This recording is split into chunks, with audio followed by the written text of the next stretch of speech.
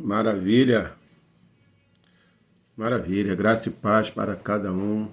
Deus os abençoe e fortaleça neste dia tão especial, que é um dia que o Senhor nos dá mais uma oportunidade para a vida. Ainda dá tempo, por esse dia ser dado, de fazer aquilo que realmente é agradável aos olhos do Senhor. O Senhor Jesus nos ensina a importância de nós caminharmos de acordo com aquilo que é da vontade do Pai. O Senhor Jesus, ele trouxe-nos ensino, assim como Moisés, ele também foi um canal de Deus para poder ensinar ao povo a lei. E Deus escreveu 5 livros. Deus deixou 5 livros para que o povo fosse ensinado a lei. No livro Deuteronômio diz, Deuteronômio capítulo 28, para o conhecimento do povo, né? A palavra de Deus fala sobre a bênção e a maldição. A bênção e a maldição. Aqui nós estamos se referindo ao ensinamento que Deus deixou para Moisés ministrar ao povo, né? Deus deixou para Moisés ministrar ao povo, referente a Israel, né? Diz sobre o versículo de número 1 do capítulo 28 do livro de Deuteronômio, né? Deuteronômio, ele é a repetição, né? Ele é a confirmação daquilo que o povo já tinha ouvido. É chamado de a segunda lei, né? Deuteronômio. E avançando aqui no capítulo 28, no versículo 1, diz aqui: as bênçãos que serão lançadas do monte Gerizim. As bênçãos que serão lançadas do monte Gerizim. Olha só. E será que, se ouvires a voz do Senhor teu Deus, se ouvires a voz do Senhor teu Deus, tendo cuidado de guardar todos os seus mandamentos que eu te ordeno hoje, o Senhor teu Deus te exaltará sobre todas as nações da terra. O Senhor teu Deus te exaltará sobre todas as nações. Essa palavra bem clara que foi colocada para o povo. Deus falando com o povo. Essa é a palavra que Deus fala com o povo. Deus falou com o povo o caminho da vitória, o caminho de ter uma vida abençoada, um caminho de ter uma vida livre de angústia, livre de estresse, livre de ansiedade, livre de depressão, totalmente livre dos problemas que hoje mais nós temos. Uma vida de paz, uma vida segura, uma vida que um governo humano não pode dar. Se um governo humano ele fizer uma promessa, ele não vai cumprir. Não vai cumprir. Ele não vai cumprir. Não existe nenhum governo humano que fez alguma promessa que cumpriu. Ele não vai cumprir. Porque ele não tem poder. Ele não tem poder para poder cumprir o que ele diz. Porque ele depende de outros poderes. Ele depende de outras pessoas. De repente ele faz uma promessa e essa promessa não é cumprida porque as outras pessoas que o assessoram, que estão com ele, não vão concordar e ali vai haver uma disputa para fazer-se ali um voto, para fazer ali, né, uma reunião para ver quem é a favor e quem não é. Então o homem pode até prometer, mas nós não temos a certeza de que ele vai cumprir. No Salmo 118, no versículo 8, diz que é melhor confiar em Deus do que confiar nos príncipes. Quer dizer, é melhor confiar em Deus do que confiar nos prefeitos, governadores, presidentes. Não cumpre. Então Deus fala aqui, o que Deus fala, ele cumpre. Deus, ele jamais vai pronunciar uma palavra que vai assim, eu até falei, mas eu vou perguntar a Gabriel se ele aceita. Eu vou perguntar aqui ao arcanjo Miguel se ele concorda. Eu vou perguntar a um dos serafins se eles estão de acordo. Não, o que Deus falou vira sentença. Se Deus falou, está falado. Deus não é homem para que minta e nem filho do homem para que se arrependa. Então a minha relação com Deus tem que estar pautado em crer no que Ele diz, em crer no que Deus promete. E também em caminhar de acordo com aquilo que Ele nos orienta. Ele fala aqui, Ele fala. Tanto é que existem as bênçãos provenientes do Monte Gerizim e as maldições da desobediência do Monte Ebal. Então, se Deus libera uma palavra que vai cumprir em relação àquilo que Ele falou, Ele também vai requerer de você o cumprimento também da tua parte. Não tem como.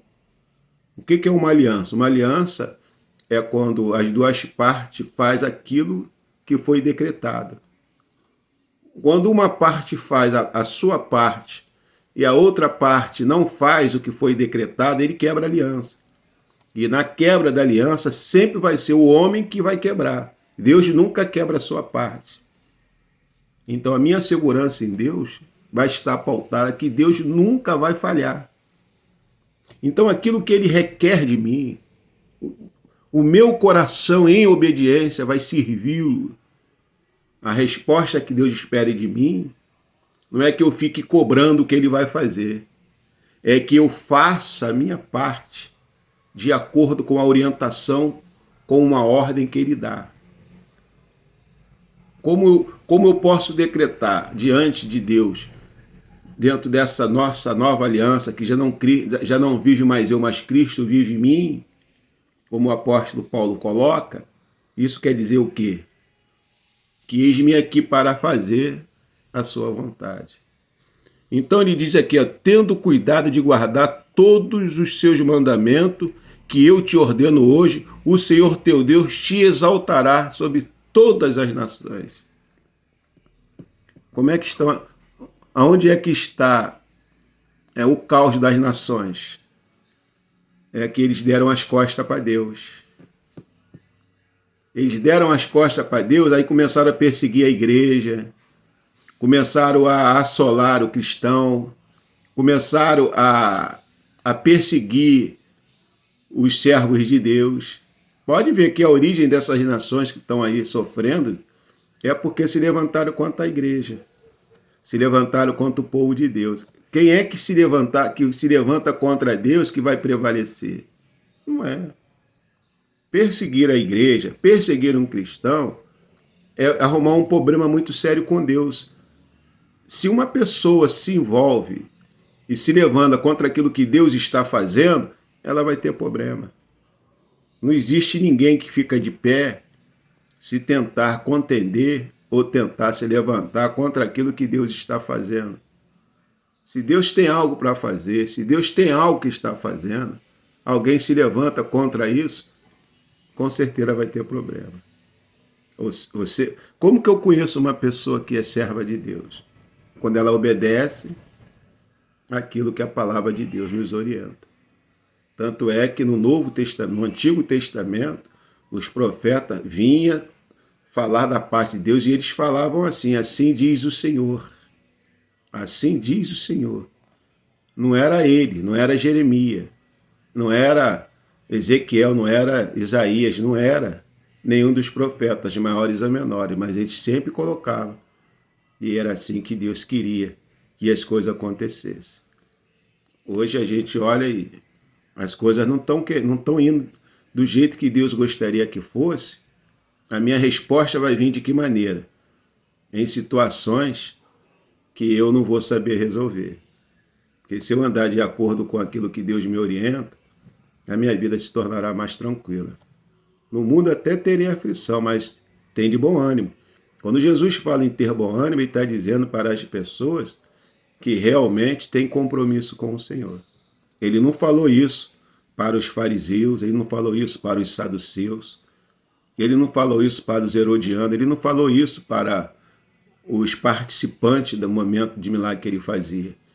Ele falou para aquelas pessoas que o seguiam. Aquele que realmente quer vir após mim, negue-se a si mesmo. A gente não quer caminhar com Cristo ao negar-se a si mesmo. Nós queremos ir com Ele, levando junto a nossa bagagem.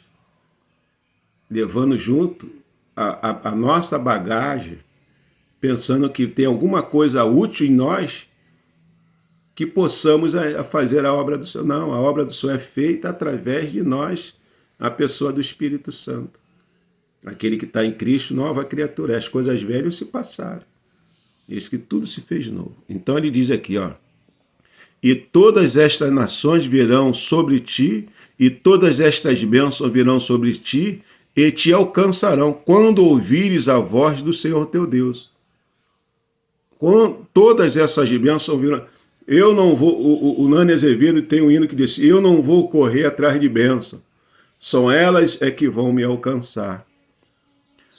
E por onde eu passar, eu sei, e as suas bênçãos chegará. Bendito serei na terra e bendito serei no céu. Esse é o hino do Nani Azevedo que ele fez, inspirado nessa passagem de Deuteronômio capítulo 28. Olha só no versículo de número 3. Bendito serás na cidade e bendito serás no campo. Bendito o fruto do teu ventre e o fruto da tua terra, e o fruto dos teus animais, e a criação das tuas vacas, e o rebanho das tuas ovelhas. Se você entrar aí na internet, você vai ver que tem criança que nasce colada, são crianças siamesas. Tem crianças que nascem com defeito físico, cegas. Então, quando uma pessoa está debaixo dessa palavra, bendito será o fruto do seu ventre, os filhos serão saudáveis. Os filhos nascerão saudáveis. Porque até o ventre de uma mulher obediente é abençoado. Até o ventre de uma mulher obediente é abençoado. Aquilo que ela gerar vai ser uma bênção. Quer dizer, é uma bênção por dentro e por fora. Por dentro e por fora. Hoje nós temos uma Bíblia, nós temos a palavra de Deus, nós temos o Espírito Santo para poder nos abençoar na nossa caminhada. E mesmo assim a gente desobedece, a gente um dia está aqui, escolhe igreja para ir, a gente faz as coisas do jeito que a gente acha melhor, né? Nem lê a Bíblia direito, e já quer, Senhor, me dá minha bênção. Não, as bênçãos do Senhor, ela é proveniente de uma relação, de um relacionamento saudável. Eu não sou abençoado porque eu peço a Deus para ser abençoado. Eu sou abençoado porque eu semeio a semente que Ele gerou no meu coração. A palavra de Deus, ela é semeada no meu coração, diz a Bíblia, na parábola do semeador. A semente caiu em boa terra, ela produziu 30, 60 e 100 por um. Eu não posso ter no meu coração uma semente abençoada e ficar falando mal da vida dos outros, ficar julgando o ministério dos outros, ficar falando mal das pessoas. Eu não posso ter no meu coração uma semente de bênção que foi gerada pelo Senhor, que a minha vida eu não seja uma pessoa abençoada por dentro e por fora, na minha relação dentro do meu lar, na minha relação com os irmãos da igreja, com a minha relação, com a minha vida pessoal, com a minha vida financeira, o meu nome limpo, a minha conta acertada, eu com todas as minhas dificuldades, que às vezes a gente não vigia, mas a gente procura alinhar-se, acertar-se. Mas eu não posso de jeito nenhum, se uma semente boa cai no meu coração, ela não vai produzir um mau fruto. Não tem como. Você pode olhar a pessoa do pescoço para baixo vestida. Pode olhar o homem com terno, com a gravata importada da onde quiser que ele tenha importado. Eu só vou conhecer aquela pessoa se ela for uma árvore boa pelos frutos que ela dá. Qual é o fruto da maçã? Da macieira? A maçã. Qual o fruto do abacateiro? O abacate. Qual o fruto do cristão? Né? Qual o fruto? São as suas boas ações provenientes de uma vida de relacionamento profundo com o Senhor.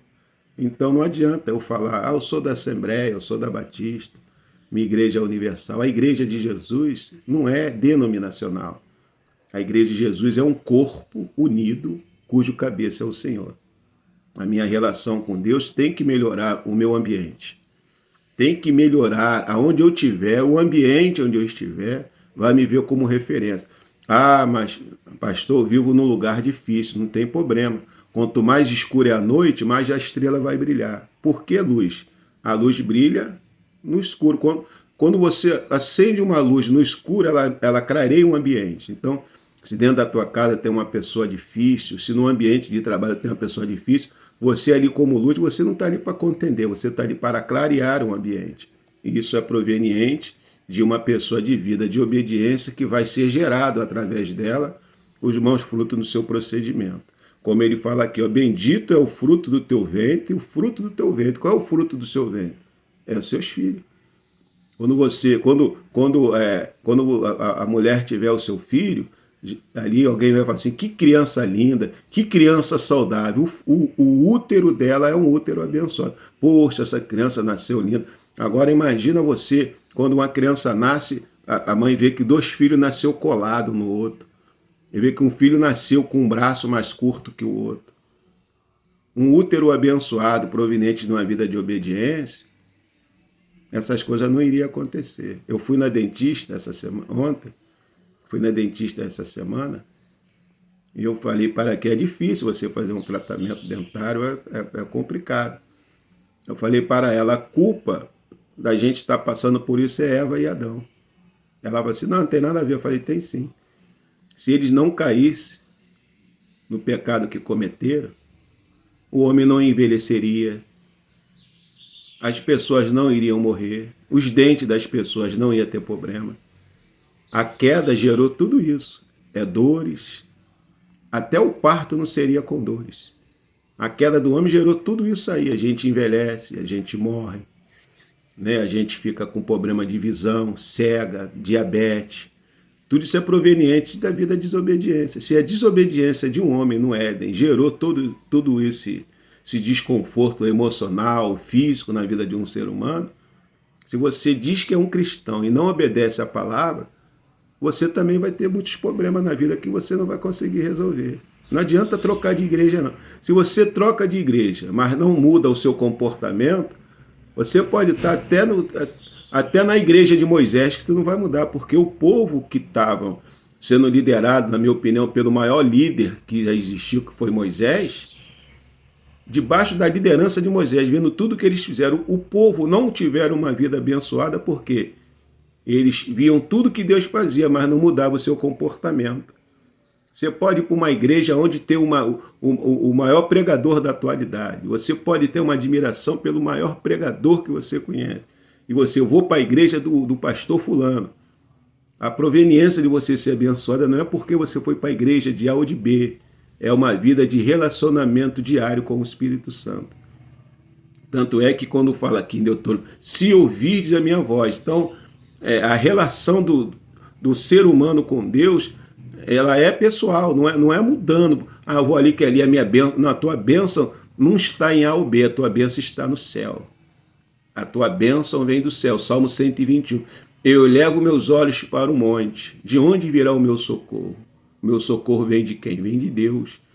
Ah, eu estou numa igreja agora abençoada. Depois que eu fui para aquela igreja, eu prosperei. Não. Você não prosperou depois que foi para a igreja de A ou de B. Se você é uma pessoa que está levando Deus a sério, aonde você estiver, a bênção te acha. A gente às vezes pensa que a tua bênção está na igreja que você vai, mas o nosso socorro vem de Deus, que fez o céu e a terra.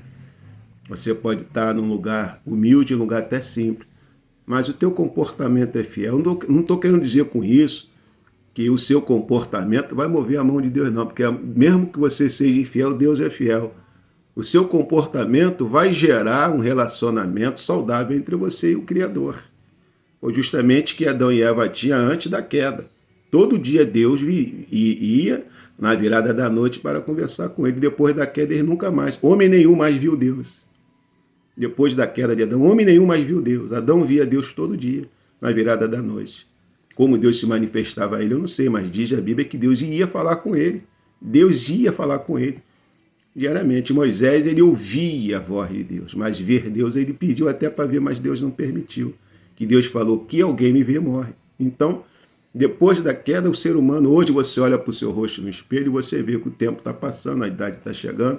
Você olha uma fotografia quando você era mais novo, você vê a diferença que é. Você olha e vê uma pessoa cega, o dente cai, a pessoa fica surda, a pessoa às vezes fica cego, a glicose aumenta, a pressão sobe, você vai no UPA, essa hora está cheia, vai no Hospital Dom Pedro, essa hora está cheia, e essas coisas acontecem. Quando o povo caminhou no deserto com Moisés, ninguém ficou doente. As sandálias dos seus pés não ficaram pequenas, as roupas não envelheceram, mas na medida que a lei foi dada, eles foram desobedecendo. A palavra de Deus diz, no próprio capítulo 28 do livro de Deuteronômio, diz aqui no versículo de número 15, diz o castigo da desobediência aqui, ó. Se porém que se não deres ouvido à voz do Senhor teu Deus, para não cuidares em fazer todos os seus mandamentos e os seus estatutos que hoje te ordeno, então sobre ti virão todas as maldições e te alcançarão. Virão todas as maldições e te alcançarão. Então, essa colocação foi definida ao povo, à nação de Israel. Mas o princípio, ele segue. Se eu obedeço, eu tenho uma vida de relacionamento saudável. Se eu desobedeço, a minha colheita vai ser um fruto amargo. Um fruto amargo. Então você tem uma igreja, seja fiel onde Deus te colocou. Tem o seu pastor, seja submisso, seja fiel à sua liderança. Não adianta você fazer parte de um ministério e você ir para onde quer, eu vou para lá, hoje eu vou para lá, sem que o seu pastor tenha conhecimento daquilo que você está fazendo em relação aos lugares que você está fazendo visita. Você pode até achar que não deve satisfação a ninguém. É justamente o que o desobediente faz. O desobediente, ele acha que está certo porque ele não quer ser submisso.